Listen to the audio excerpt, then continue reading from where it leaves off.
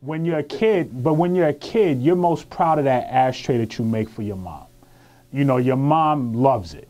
You know, everyone else may not understand it, but your mom loves it. And that's what this brings for me. It's like other people may not understand, if you're not an instructor, if you've never been a teacher, the little things are what really count the most. I mean, at the end of the day, yeah, at the graduation, you see the finished product, but it's those little challenges that the student can overcome that make you most proud. Sometimes in the beginning, there's a little bit of resistance. People don't want to, hear anything like harsh about their work. They don't want their work criticized. But by the end, everyone's like, they look back to their first project and they're like, yeah, that was kind of bad. I'm glad you told me things that I needed to change and make better and make different, because otherwise I'd just be doing the same kind of stuff. Right now, where we are as a world, as a community, as a society, we are people that want things on demand. You hear a lot of these new terms, new media things right now. You want video on the internet, on your cell phone, on your iPods. This is an art that is going to be part of the future. The people that can come in here and learn the skills necessary to put the visual together and to be able to entertain an audience, whether it be over the airwaves or on the television, it is definitely an art that's going to be around for a very long time. It's more than just being in front of the camera. You actually have to understand the behind the camera part.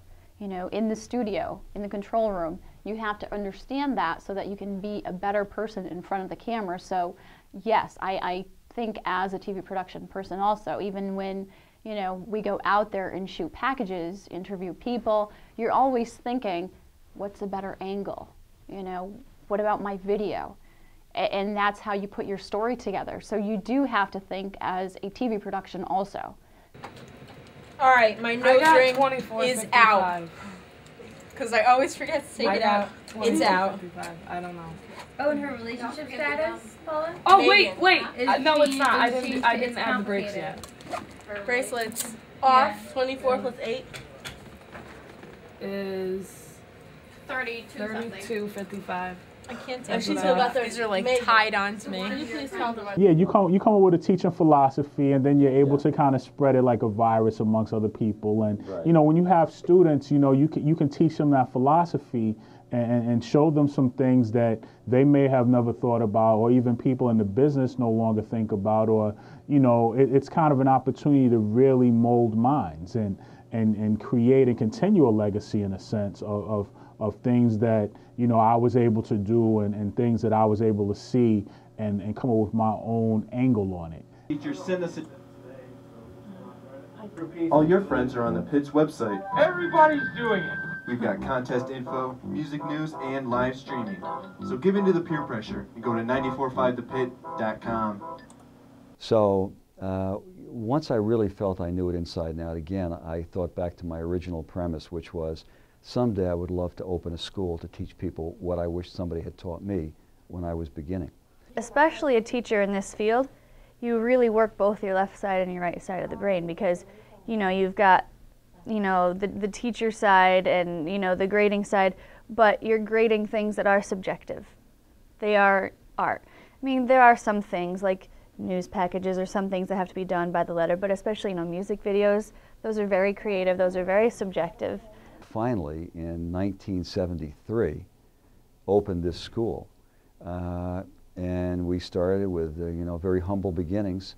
We had 9 people or 10 people in our first class, and I was so happy because at the end of that class, within a month, every one of those students was working at an area radio station. That's what you do it for, to be able to turn on the radio and hear your former students, all over the dial. That's a wonderful thing, because you're like, oh yeah, I remember when she was in class, or I remember when he was in class. And that's what makes it most rewarding, is to be able to turn on the radio and hear a former student.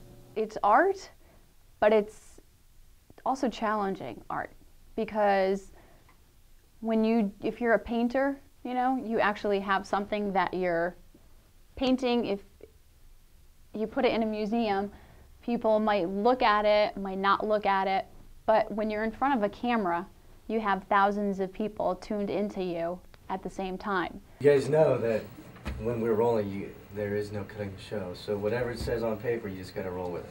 Even if it doesn't look right in the product, just roll with it. Just even say if it says like if it says in, Don't like say and then.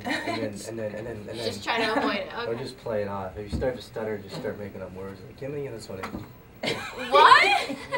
Now the internet, computers, and technology are also bringing in broadcasting, audio as far as manipulation, control, the development of this equipment and everything that is needed to make this a reality is bringing this industry, and yes, this school and this skill is something now that's very artistic. It's your imagination, it's your creativity. The camera is your tool, the microphone is your tool. What you do with it is all centered around your mind, your logic, your imagination.